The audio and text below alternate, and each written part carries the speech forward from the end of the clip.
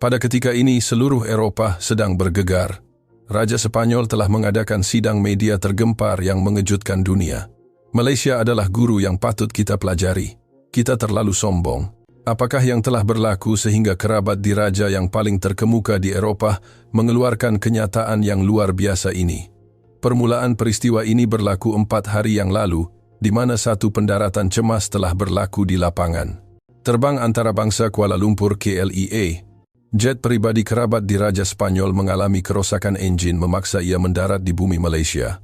Reaksi pertama ahli kerabat diraja menurut kabar angin adalah, bolehkah pulau kecil di Asia Tenggara itu melayan kita dengan baik? Namun 72 jam kemudian, pandangan mereka berubah 180 darjah. Media global seperti BBC, Reuters, dan AFP mengerumuni KLIA dan ketua-ketua negara Eropah turut mengadakan mesyuarat tergempar.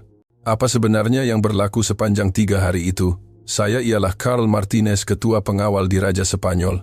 Saya telah berkhidmat kepada Tuanku Raja selama 25 tahun, dan ini adalah kali pertama dalam hidup saya menerima impak yang begitu besar. Sekarang sila dengar sendiri kisah yang sukar dipercayai ini. Sebelum bermula sila like dan subscribe. Ini akan memberi saya kekuatan untuk berkongsi lebih banyak kisah Malaysia. Selamat sejahtera, saya Carl Martinez, ketua pengawal diraja Spanyol, berkhidmat kepada Tuanku Raja selama 25 tahun. Saya telah mengembara ke seluruh Eropah, malah ke Timur Tengah dan Amerika. Saya pernah mengalami pelbagai protokol penyambutan negara dan telah melihat lapangan terbang serta hotel bertaraf dunia. Tetapi apa yang saya saksikan di KLIA pada hari itu benar-benar mengubah sepenuhnya kerjaya 25 tahun saya. Peristiwa ini bermula apabila jet diraja berlepas dari Madrid menuju Manila, Filipina. Ini adalah lawatan rasmi bersama Tuanku Raja, Tuanku Ratu, dan 6 penasihat diraja dengan jadual yang ditetapkan untuk jamuan negara bersama Presiden Filipina. Ketika kami melintasi Laut Cina Selatan, mendekati semenanjung Malaysia, tiba-tiba badan pesawat mula bergegar kuat. Juru terbang melaporkan, situasi cemas, terdapat masalah serius pada sistem tekanan udara dan pendaratan segera di lapangan terbang terdekat adalah wajib. Lapangan terbang terdekat ialah KLIA, kira-kira 40 minit jauhnya. Untuk terus ke Manila mengambil masa lebih sejam lagi, manakala untuk berpatah balik ke Hong Kong adalah lebih jauh. Mengambil kira keadaan pesawat KLIA adalah satu-satunya pilihan. Apabila saya melaporkan situasi itu kepada Tuanku Raja, wajah Baginda Raja kelihatan tegang. Salah seorang penasihat diraja malah menunjukkan riak tidak senang secara terbuka. Itulah tanggapan mereka terhadap Malaysia, sebuah negara kecil di Asia Tenggara terkenal dengan Petronas dan minyak sawit yang dianggap bukan tempat yang layak untuk dilawati kerabat diraja Eropah. Namun kami tiada pilihan. Keselamatan adalah keutamaan. Perkara menakjubkan mula berlaku sebelum kami mendarat. Suara dari menara kawalan KLIA kedengaran dalam bahasa Spanyol yang sempurna. Di mana-mana di Eropah bahasa Inggris adalah standar, tetapi mendengar bahasa Spanyol dengan logat Castilian standard. Di sebuah lapangan terbang di Asia, prosedur pendaratan cemas berlaku dengan pantas yang luar biasa. Landasan telah dikosongkan segera, jentera bomba dan ambulan sudah siap sedia menunggu. Pendaratan itu amat lancar, sehingga kan sukar dipercayai ia adalah pendaratan cemas akibat masalah tekanan udara. Detik pintu dibuka, dan kami berjalan menuju jambatan udara. Saya tidak dapat mempercayai mata saya. Lebih 15 kaki tangan berpakaian sut kemas berdiri berbaris di pintu masuk jambatan udara. Mereka tunduk hormat dan menyambut kami dalam bahasa Spanyol yang fasih. Seorang warga Malaysia di barisan hadapan memperkenalkan dirinya dalam bahasa Spanyol yang sempurna. Beliau adalah ketua pasukan protokol VIP KLIA dan pernah berkhidmat sebagai diplomat di Madrid selama 7 tahun. Sebutan beliau, sama seperti penduduk Madrid, malah penggunaan laras bahasa formal beliau sempurna. Mereka telah menyediakan perkhidmatan VIP khas untuk Tuanku Raja. Kerusi roda mewah yang diukir dengan lambang kerabat diraja Spanyol turut disediakan. Ini adalah pendaratan cemas tanpa sebarang notis awal. Bagaimana mereka boleh membuat persiapan begini, ia sukar difahami. Apa yang lebih menakjubkan menanti kami. Setiap ahli kerabat diraja menerima hidangan tempatan terbaik Malaysia, teh tarik dan kuih-muih tradisional seperti kari pap dan onde-onde. Menyediakan hidangan paling ikonik ini dalam masa yang singkat benar-benar menakjubkan. Semasa kami bergerak melalui laluan VIP, kejutan demi kejutan berlaku. Dinding koridor dipenuhi dengan replika seni Spanyol, berkualiti tinggi lukisan Velázquez, Goya, dan Picasso. Saya tidak tahu sama ada ini adalah pameran tetap atau ada orang yang telah menukarnya secara khusus. Proses imigresen pula lebih pantas. Pemeriksaan dilakukan di kawasan khas VIP. Pegawai imigresen memberikan panduan dengan sopan dalam bahasa Sepanyol. Pemeriksaan pasport selesai dalam masa kurang 2 menit lebih pantas daripada lapangan terbang Barajas di Madrid. Pada masa itu kami menerima tawaran yang tidak dijangka. Pasukan perubatan yang bersiap sedia mencadangkan pemeriksaan kesihatan. Mereka berkata kerana pendaratan cemas mungkin ada kejutan atau ketidakselesaan dan mereka ingin memastikannya. Ini adalah keprihatinan yang tidak pernah kami alami di mana-mana sahaja di Eropah. Bagasi telah diuruskan. Setiap beg pakaian mempunyai tag nama pemilik yang ditulis dengan teliti dalam bahasa Sepanyol dan Inggris, dicetak dengan lambang kerabat diraja Sepanyol. Siapa yang membuat persiapan ini dan bila ketua protokol VIP malah mencadangkan hotel? Beliau berkata, terdapat beberapa hotel di Kuala Lumpur yang mempunyai suite yang disediakan khas untuk kerabat diraja Eropah dengan kaki tangan berbahasa Sepanyol dan dapur khusus untuk masakan Sepanyol. Beliau menjelaskan bahawa tetamu kehormat dari kerabat diraja Eropah sering menggunakan kemudahan ini. Ketika kami meninggalkan lapangan terbang dan melihat kenderaan yang menunggu, kami terkejut lagi. Barisan Maybach setaraf dengan yang digunakan di Istana Diraja Madrid tersusun rapi.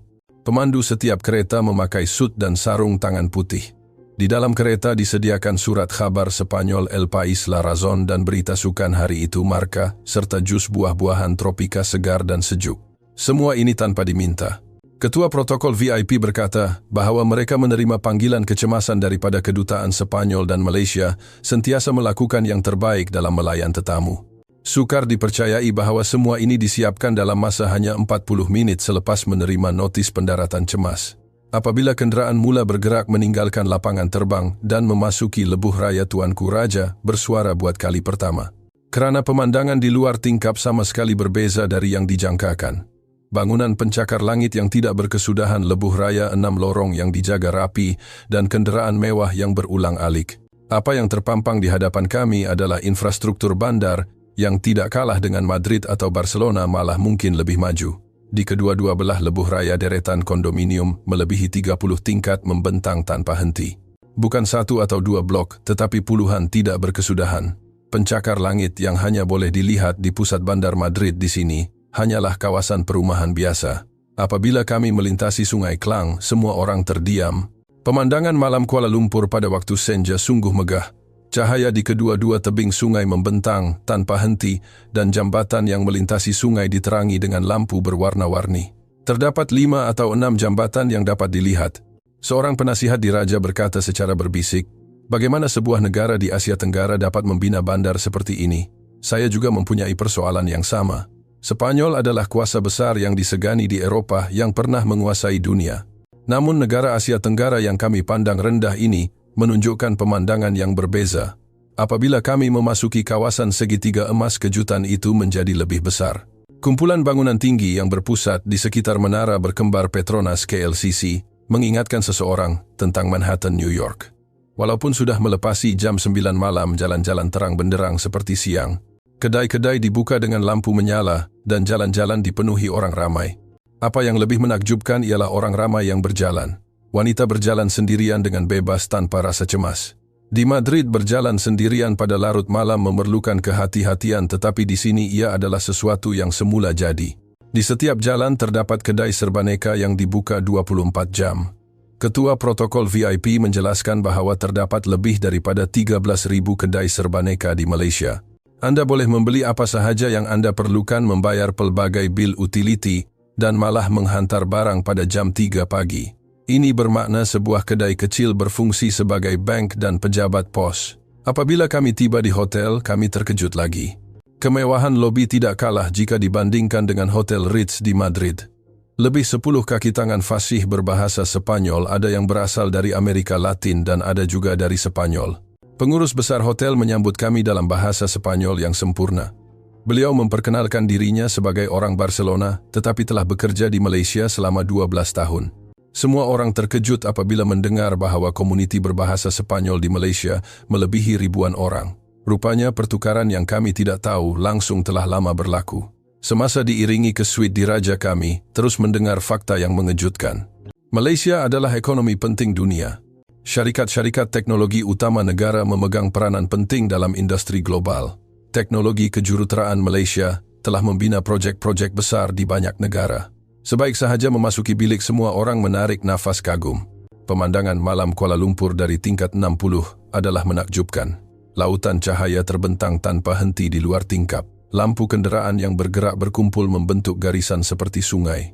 Ini adalah skala yang mengagumkan, sama sekali berbeza daripada pemandangan malam Paris atau London. Tuanku Raja berdiri di tepi tingkap merenung lama kemudian berkata perlahan, "Kita terlalu tidak tahu tentang Malaysia. Tempat ini benar-benar hebat." Apabila perkhidmatan bilik untuk makan malam tiba, kejutan terakhir menanti kami. Itu adalah hidangan Sepanyol yang sempurna. Dari Iberico ham dan paella hingga ke gazpacho, rasanya setanding dengan restoran berbintang Michelin di Barcelona. Chef keluar sendiri untuk memberi penerangan. Beliau berkata, walaupun lulus dari sekolah masakan terkenal di Paris, beliau terpikat dengan pesona masakan Malaysia dan telah menetap di sini. Beliau berkata masakan Malaysia adalah seni mengimbangi kepanasan api dan kesegaran bahan-bahan. Hanya untuk merebus kuah mi kari pun memerlukan puluhan bahan dan teknik. Semasa kami makan, pemandangan jalan di luar tingkap membawa kejutan lain. Walaupun waktu makan malam jalan-jalan di sekitar restoran sibuk, pekerja pejabat cepat-cepat menghabiskan makanan dan kembali ke pejabat. Motosikal penghantaran makanan sentiasa berulang-alik. Kami malah melihat robot menghantar makanan. Seorang penasihat diraja bertanya, "Apa itu robot itu?" Pemandu pelancong menjawab bahwa itu adalah robot penghantaran makanan yang baru-baru ini dikomersialkan dan boleh dilihat di seluruh Kuala Lumpur. Ia bergerak sendiri di sepanjang laluan pejalan kaki, mengecam lampu isyarat dan mengelakkan pejalan kaki. Pada sebelah petang kami melawat Cyberjaya Hub Teknologi Negara. Taman dan kemudahan budaya terletak harmoni di antara bangunan pencakar langit moden. Bangunan kaca besar berkilauan di bawah cahaya matahari. Nama-nama syarikat bertaraf dunia tergantung di setiap bangunan. Pemandu pelancong menjelaskan bahwa kawasan ini adalah pusat teknologi Malaysia, tempat syarikat IT padat. Syarikat seperti Petronas, Maybank dan Grab mempunyai ribuan jurutera yang bekerja di sini. Di dataran di hadapan salah satu bangunan, golongan muda berkumpul mempamerkan sesuatu. Apabila kami mendekat, ia adalah pameran robot yang dibuat oleh pelajar universiti. Robot bersaiz tapak tangan bergerak sendiri, mengelakkan halangan, mengecam wajah dan memberi salam. Tuanku Raja bertanya di mana pelajar-pelajar ini belajar. Mereka menjawab bahwa mereka belajar membuat robot sendiri dalam kelab universiti. Walaupun mereka mendapat nasihat daripada profesor, sebahagian besar adalah pembelajaran sendiri melalui kursus dalam talian dan buku. Dalam perjalanan pulang ke hotel pada waktu petang, kami melalui kawasan KL Sentral semasa waktu puncak pulang kerja. Jalan-jalan sesak dengan orang ramai. Tetapi apa yang menakjubkan ialah bangunan pusat tuition. Puluhan papan tanda pusat tuition tergantung di setiap bangunan. Pelajar keluar masuk tanpa henti. Pemandu pelancong menjelaskan bahawa semangat pendidikan di Malaysia adalah antara yang tertinggi di dunia. Kos tuition sahaja melebihi ratusan juta ringgit setahun. Ibu bapa sanggup melabur segala-galanya untuk pendidikan anak-anak mereka. Di hadapan sebuah pusat tuition, saya melihat pelajar keluar walaupun sudah melepasi jam 10 malam. Pelajar sekolah menengah baru selesai belajar dan keluar walaupun kelihatan penat, tetapi tangan mereka masih memegang buku dan nota. Malam itu Tuanku Raja dan penasihat diraja berkumpul di suite hotel, membincangkan apa yang mereka lihat dan dengar sepanjang hari. Semua orang mencapai kesimpulan yang sama, kekuatan negara ini datang dari pendidikan. Walaupun tanpa sumber semula jadi yang melimpah, merujuk kepada sumber manusia, selagi bakat dipupuk ia boleh berkembang ke tahap ini. Seorang penasihat diraja berkata, "Apa yang sedang dilakukan oleh pemuda Sepanyol, kita terlalu selesa." Malam itu pada jam 2 pagi jeritan tiba-tiba kedengaran dari bilik sebelah. Saya bergegas ke sana dan melihat salah seorang penasihat diraja, Menteri Jose Alvarez, memegang dada dan rebah. Pada usia 72 tahun, beliau mempunyai sejarah diabetes dan tekanan darah tinggi. Wajahnya pucat, berpeluh sejuk dan sukar bernafas, simptom tipikal serangan jantung. Saya segera menghubungi meja depan hotel dan meminta ambulans. Perkara yang menakjubkan berlaku. Dalam masa kurang 3 menit, kaki tangan hotel dan 4 paramedik tiba di bilik. Rupa-rupanya hotel itu sendiri dilengkapi dengan peralatan perubatan cemas dan mempunyai talian terus dengan hospital berdekatan. Tindakan paramedik teratur. Mereka segera menyambungkan mesin elektrokardiogram mudah alih dan memasang topeng oksigen. Seorang wanita yang kelihatan seperti ketua pasukan mengeluarkan tablet dan menyambungkannya ke suatu tempat. Skrin menunjukkan seorang dokter yang memperkenalkan dirinya sebagai profesor dari Jabatan Perubatan Kecemasan Institut Jantung Negara IJN. Beliau sedang melihat data ECG secara langsung. Beliau berkata, "Saya mengesyaki infarksi miokardium akut. Mesti dihantar ke hospital dengan segera." Saya panik dan berkata, "Saya mesti berbincang dengan dokter pribadi kerabat di Raja Spanyol," tetapi paramedik itu berkata tegas, "Tinggal 5 menit sahaja lagi golden hour. Bahaya jika kita tidak membuat keputusan sekarang." Tuanku Raja membuat keputusan. Baginda Raja berkata, "Mari kita percayai Hospital Malaysia. Pasti apa yang dilihat dan didengar sepanjang hari semalam telah mempengaruhi pertimbangan Baginda." Paramedik meletakkan pesakit di atas usungan dan memasang talian intravena. Proses keseluruhan mengambil masa kurang 1 menit. Lift sudah menunggu. Ambulans model terkini sedang menunggu di hadapan hotel.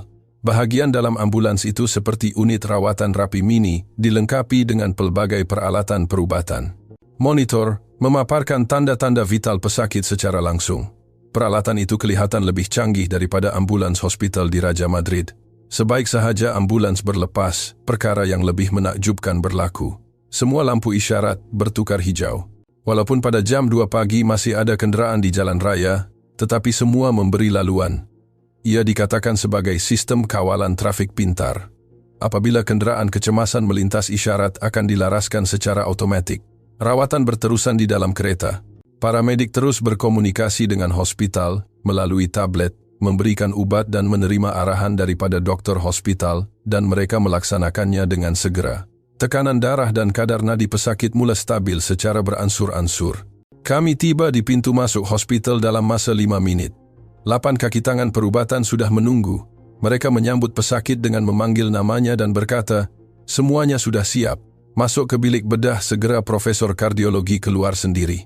Beliau memperkenalkan diri dan pernah menjalani latihan di Johns Hopkins. Beliau berkata, "Pasukan telah dikumpulkan sebaik sahaja ambulans berlepas dan mereka telah pun mendapatkan rekod perubatan pesakit." Saya bertanya bagaimana beliau mendapat rekod perubatan Spanyol dengan begitu cepat. Profesor itu menjawab bahwa ia adalah permintaan segera kepada Hospital Madrid melalui kedutaan Spanyol dan ia dihantar dalam masa 10 menit. Sistem pertukaran maklumat perubatan antarabangsa dibina dengan sangat baik, katanya. Sebelum memasuki bilik bedah, Profesor menerangkan, salur darah koronari tersumbat menyebabkan kekurangan bekalan darah ke jantung.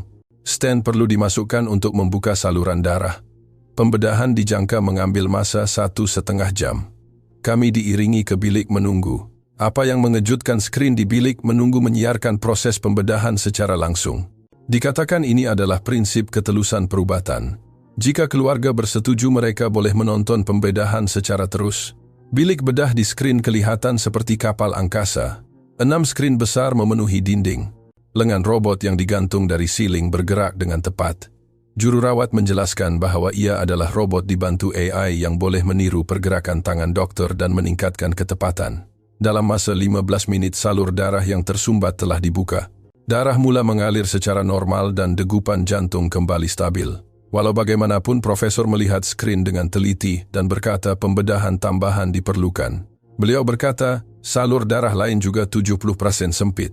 Jika tidak diuruskan sekarang, risiko serangan semula dalam tempo 6 bulan adalah tinggi. Pembedahan tambahan selesai dengan tepat dalam masa 15 menit. Jumlah masa pembedahan ialah 1 jam 40 menit. Apabila pesakit keluar dari bilik bedah, sesuatu yang sukar dipercayai berlaku. Pesakit yang sudah sedar sepenuhnya tersenyum. Profesor menjelaskan bahwa kerana pembedahan dilakukan melalui pergelangan tangan, pemulihan adalah cepat. Beliau boleh berjalan dalam 6 jam. Di Spanyol, pembedahan seperti ini memerlukan sekurang-kurangnya 2 hari di hospital, tetapi di sini, beliau dikatakan boleh keluar dalam 2 hari. Kos pembedahan juga menakjubkan. Kira-kira 30.000 hingga 50.000, kira-kira AS 6.000, AS 6.000 AS 10.000. Di Madrid ini akan menelan belanja sekurang-kurangnya AS 200.000. Di koridor dalam perjalanan ke Wat, satu lagi kejutan menanti kami. Robot berulang-alik di koridor mengangkut ubat-ubatan dan peralatan perubatan. Skrin di dinding memaparkan status setiap pesakit secara langsung. Ia adalah sistem yang membolehkan stesen jururawat memantau semua pesakit dalam sekelip mata. Bilik wad rawatan rapi lebih luas dan bersih daripada suite hotel. Seluruh dinding adalah tingkap dari lantai ke siling dan pemandangan malam Kuala Lumpur dapat dilihat sepenuhnya. Walaupun terdapat pelbagai peralatan perubatan di tepi katil, reka bentuknya adalah bergaya tidak seperti berada di hospital.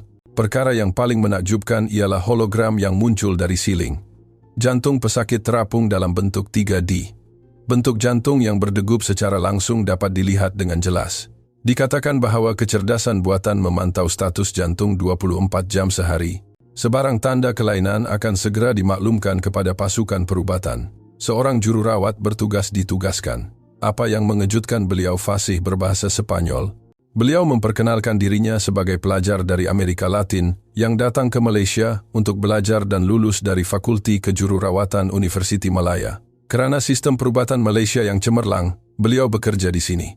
Beliau mengeluarkan tablet dan menunjukkan rancangan penjagaan pesakit 24 jam.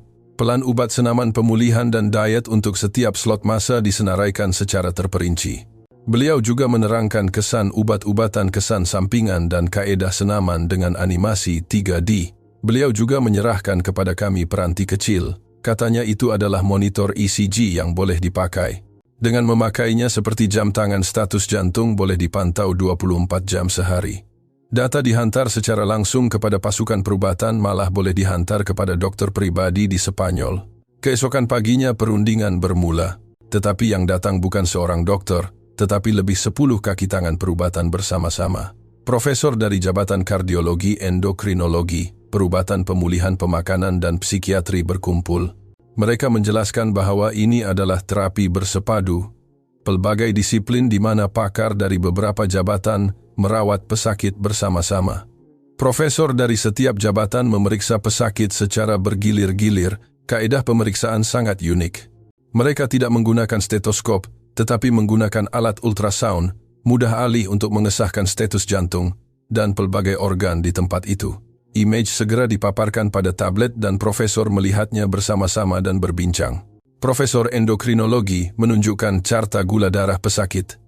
Perubahan gula darah malam tadi dicatatkan secara terperinci. Beliau berkata gula darah sedikit meningkat pada jam 3 pagi, tetapi pam insulin automatik telah melaraskannya untuk kembali normal. Pemantauan gula darah berterusan disambungkan kepada pam insulin dan kecerdasan buatan menguruskan gula darah. Profesor Perubatan Pemulihan mencadangkan pemulihan jantung bermula hari ini. Ia adalah pelan senaman yang disesuaikan menggunakan peralatan realiti maya VR. Avatar 3D pesakit muncul di skrin mempamerkan bentuk senaman dan menerangkan postur yang betul. Profesor Pemakanan menunjukkan sesuatu yang lebih menakjubkan. Beliau berkata mereka telah menganalisis gen pesakit. Sampel darah yang diambil sejurus selepas tiba di bilik kecemasan semalam telah dianalisis. Beliau berkata, pesakit mempunyai perlembagaan di mana metabolisme sedikit perlahan, jadi menu diet rendah natrium yang disesuaikan telah disediakan. Profesor Psikiatri juga bersuara. Beliau berkata kemurungan mungkin berlaku selepas pembedahan jantung dan program kaunseling AI akan disediakan. Ia boleh berinteraksi dalam bahasa Sepanyol. Selepas perundingan saya bertanya kepada Profesor Kardiologi sama ada semua pesakit menerima rawatan seperti ini. Profesor itu menjawab bahawa ini adalah rawatan standar hospital ini dan pesakit di bawah skim kesihatan nasional juga sama. Apabila makan tengah hari tiba, saya terkejut lagi. Ia adalah paella dan hidangan ikan yang dimasak dengan kaedah rendah natrium menggunakan masakan Sepanyol. Rasanya sangat berkhasiat. Pakar pemakanan datang sendiri dan menerangkan bahawa mereka bentuk menu dengan mengambil kira hasil analisis, gen pesakit serta latar belakang agama dan budaya. Pada sebelah petang kami pergi ke bilik pemulihan. Di ruang yang luas seperti gimnasium terdapat pelbagai peralatan senaman. Semua peralatan disambungkan ke sistem pemantauan canggih. Semasa pesakit bersenam, kadar degupan jantung dan tekanan darah dipantau secara langsung. Apa yang mengejutkan ialah seorang warga emas yang menjalani pembedahan jantung 3 hari lalu sedang berjalan di atas treadmill. Parut pembedahan di dada beliau masih jelas. Terapis pemulihan menjelaskan bahawa Malaysia menekankan pemulihan awal. Lebih cepat, anda bergerak lebih cepat pemulihan. Kami juga memulakan program pemulihan VR yang direka untuk pesakit. Apabila memakai peranti kepala pantai yang indah muncul di hadapan mata, kami dapat mendengar bunyi ombak dan merasakan angin sejuk. Saya perlahan-lahan mula berjalan dalam gambar itu. Walaupun saya sebenarnya berjalan di tempat yang sama di dunia maya, saya berasa seperti berjalan-jalan di tepi laut. Terapis pemulihan melihat monitor menjelaskan bahwa kadar denyutan jantung berada dalam julat yang sesuai. Keamatan senaman adalah sempurna. AI secara otomatik menyesuaikan program mengikut status pesakit. Pada waktu petang, keputusan analisis ketepatan gen keluar. Kami berpindah ke bilik mesyuarat. Dinding dipenuhi dengan peta genetik. Doktor menjelaskan bahwa pesakit mempunyai mutasi gen tertentu dan risiko penyakit kardiovaskular adalah lebih tinggi daripada biasa, tetapi risiko dapat dikurangkan sebanyak 70% melalui pelan pencegahan. Kami juga menerima preskripsi obat yang disesuaikan. Dikatakan ia disesuaikan mengikut kombinasi gen pesakit. Beliau berkata, selagi pemeriksaan berkala dilakukan setiap 3 bulan, serangan semula dapat dicegah. Malam itu pesakit berkata di Madrid, rawatan seperti ini memerlukan sekurang-kurangnya 6 bulan menunggu. Tetapi di sini semuanya selesai dalam sehari. Pada hari ketiga pesakit pulih sepenuhnya dan boleh keluar.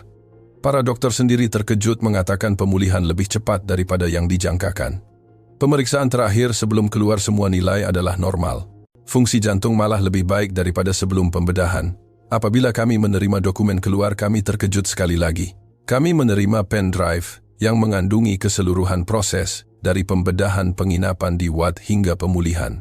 Bukan sahaja video pembedahan, tetapi semua keputusan ujian dan kaedah pengurusan masa depan diatur secara terperinci. Ia juga disertakan dengan terjemahan bahasa Spanyol. Sebelum meninggalkan hospital, Tuanku Raja secara khusus pergi menemui profesor kardiologi untuk mengucapkan terima kasih. Mereka berbincang panjang lebar di pejabat profesor. Tuanku Raja bertanya tentang sistem perubatan Malaysia dan bagaimana ia boleh dibangunkan sebegitu rupa. Profesor itu menjawab bahwa 30 tahun yang lalu kaki tangan perubatan Malaysia sedang mengejar. Tetapi melalui pelaburan dalam pendidikan pembangunan teknologi dan reformasi sistem, mereka telah mencapai tahap ini. Beliau berkata yang paling penting adalah falsafah berpusatkan pesakit. Tuanku Raja berkata, perlahan Spanyol juga mesti belajar. Saya mahu mengkaji sistem perubatan Malaysia. Kami memutuskan untuk bersiar-siar di sekitar Kuala Lumpur bersama pesakit yang telah pulih. Mampu berjalan semula adalah sesuatu yang patut disyukuri. Kami melawat Taman Tasik Perdana Lake Gardens yang disyorkan oleh hospital. Laluan berbasikal di tepi sungai dijaga dengan baik. Dikatakan ia membentang puluhan kilometer. Oleh kerana ia adalah hujung minggu, terdapat banyak keluarga yang keluar. Orang ramai yang duduk di atas tikar berkelah menikmati masa lapang orang berbasikal dan orang berlari di sepanjang sungai. Apa yang mengejutkan, walaupun sudah melepasi jam 10 malam, masih ramai orang. Wanita berjoging sendirian, pasangan muda berjalan-jalan. Walaupun pada larut malam tiada tanda-tanda ketidakselesaan. Pemandu pelancong menjelaskan bahwa taman ini dibuka 24 jam dan selamat walaupun pada waktu malam. Terdapat lampu jalan yang terang di mana-mana dan polis sering meronda. Beliau berkata ini mungkin kerana kadar jenayah Malaysia yang sangat rendah. Kemudahan di seluruh taman juga lengkap. Tandas bersih air minuman, stesen sewa basikal. Ia menunjukkan bahwa segala-galanya telah dipertimbangkan dengan teliti untuk kegunaan rakyat. Kami berdiri di atas jambatan melihat pemandangan malam Kuala Lumpur. Cahaya di kedua-dua tebing sungai membentang tanpa henti. Garis langit yang dibentuk oleh bangunan pencakar langit lampu yang menghiasi jambatan dan cahaya kereta yang berulang-alik. Ia adalah bandar yang penuh dengan kehidupan. Tuanku Raja berkata perlahan, saya dengar negara ini tidak mempunyai sumber semula jadi yang melimpah, merujuk kepada sumber manusia. Jadi, bagaimana mereka membina bandar seperti ini? Pemandu pelancong menjawab, manusia adalah sumbernya. Kami telah mencapai tahap ini melalui pelaburan dalam pendidikan dan pembangunan teknologi. Kami bergerak ke kawasan Masjid Jamek, yang dikenali sebagai kawasan pelbagai budaya. Jalan-jalan masih meriah pada waktu malam. Restoran dari pelbagai negara terang benderang. Orang dari pelbagai kaum bergaul dengan bebas. Kami secara kebetulan masuk ke sebuah restoran Spanyol. Pemiliknya, seorang lelaki dari Andalusia, telah tinggal di Malaysia selama lebih 10 tahun. Beliau berkata, Malaysia adalah tempat yang baik untuk didiami. Selamat dan orangnya peramah. Beliau berkata, pada mulanya ia janggal, tetapi kini beliau telah menyesuaikan diri sepenuhnya. Orang Malaysia tidak mendiskriminasi orang asing, katanya. Anak-anaknya juga bersekolah di sekolah Malaysia dan membesar dengan baik. Di jalan raya kami juga melihat Masjid Negara Kuala Lumpur. Kehadiran masjid besar itu sendiri menakjubkan bagi sesetengah ahli kerabat. Pemandu pelancong menjelaskan bahawa Malaysia menjamin kebebasan beragama dan pelbagai agama wujud bersama. Kami masuk ke sebuah kedai serbaneka. Walaupun sudah jam 11 malam, pelanggan masih ramai. Pelajar, pekerja, pejabat, warga emas pelbagai lapisan umur. Ada yang membeli barang keperluan, ada yang membayar bil utiliti, dan ada yang menghantar barang. Sebuah kedai kecil memainkan pelbagai peranan. Juruwang adalah seorang pelajar universiti yang kelihatan berusia awal 20. Saya bertanya kepadanya jika sukar bekerja pada larut malam. Beliau menjawab bahawa beliau bekerja untuk membiayai yuran pengajian. Beliau bersekolah pada waktu siang dan bekerja pada waktu malam. Beliau mesti menampung kos pengajian sendiri. Dalam perjalanan pulang ke hotel, Tuanku Raja berkata, pemuda negara ini sedang membina masa depan mereka sendiri. Tiada siapa yang menyuruh mereka, tetapi mereka belajar dan bekerja sendiri. Kembali ke bilik, saya melihat keluar tingkap. Walaupun sudah pukul 5 pagi, Kuala Lumpur masih terjaga. Lampu bangunan tinggi kereta yang bergerak di jalan raya, lampu kedai serbaneka yang terang. Ia adalah bandar yang tidak pernah tidur 24 jam sehari. Kami mengadakan mesyuarat terakhir dengan penasihat diraja merumuskan pengalaman 3 hari itu. Perkhidmatan lapangan terbang yang sempurna, sistem perubatan yang menakjubkan, jalan-jalan yang selamat, dan orang-orang yang bekerja keras, semuanya meninggalkan kesan yang mendalam. Seorang penasihat berkata, kita terlalu tidak tahu tentang Malaysia. Kini saya faham mengapa dunia menumpukan perhatian kepada negara ini. Seorang lagi penasihat bersetuju Sepanyol mempunyai banyak perkara untuk dipelajari. Tuanku Raja menyatakan keazaman Baginda.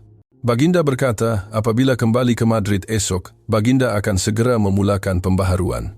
Baginda berkata, Baginda akan mengkaji sistem perubatan Malaysia, mempelajari kaedah pendidikan mereka, dan membina masyarakat yang selamat. Malam itu saya sukar tidur. 3 hari yang lalu terlintas di fikiran seperti imbasan. Ia adalah perjalanan yang tidak dijangka yang bermula dengan pendaratan cemas, tetapi ia adalah masa yang membawa hasil terbesar kepada kami. Keesokan paginya adalah hari di mana jet pribadi yang telah dibaiki akan kembali ke Madrid apabila meninggalkan hotel kaki tangan berbaris untuk mengucapkan selamat jalan. Walaupun hanya 3 hari, keprihatinan mereka yang teliti sangat mengesankan. Di dalam kereta dalam perjalanan ke Klia, Tuanku Raja berkata, 3 hari ini adalah masa yang paling berharga dalam hidup saya. Baginda berkata, kemalangan pendaratan cemas ini sebenarnya telah menjadi satu rahmat. Apabila kami tiba di lapangan terbang, pasukan protokol VIP muncul semula, pasukan yang sama yang menyambut kami 3 hari lalu. Ketua protokol VIP memberi salam selamat jalan. Sila lawat Malaysia lagi. Selepas selesai prosedur daftar masuk, kami berjalan ke Dewan Pelepasan. Perkhidmatan sehingga ke saat akhir adalah sempurna. Semua kaki tangan sopan dan prosedur adalah pantas. Ia lebih cekap daripada mana-mana lapangan terbang di Eropah. Sebelum menaiki pesawat, Tuanku Raja menoleh sebentar melihat ke seberang bangunan lapangan terbang.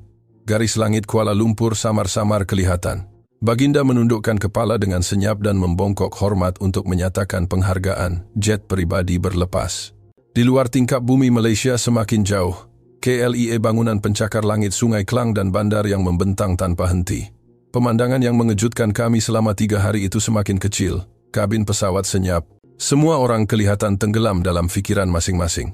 Seorang penasihat diraja melihat keluar tingkap dan berkata kepada diri sendiri, saya mahu datang lagi. Saya mahu belajar lebih banyak. Ia adalah penerbangan 14 jam ke Madrid. Sepanjang penerbangan yang panjang itu, kami tidak henti-henti bercakap tentang pengalaman di Malaysia. Sambutan sempurna di lapangan terbang, sistem perubatan yang menakjubkan di hospital, jalan-jalan yang bersih dan selamat. Topik itu tidak pernah habis. Terutama perbualan mengenai sistem perubatan mendominasi. Pesakit yang nyawanya diselamatkan adalah yang paling terharu. Beliau berkata apabila rebah pada waktu pagi, pasukan kecemasan tiba dalam 5 menit. Tiba di hospital mengambil masa 5 menit lagi. Sebaik sahaja, tiba di hospital, semuanya sudah siap. Pembedahan juga sempurna, kosnya juga menakjubkan.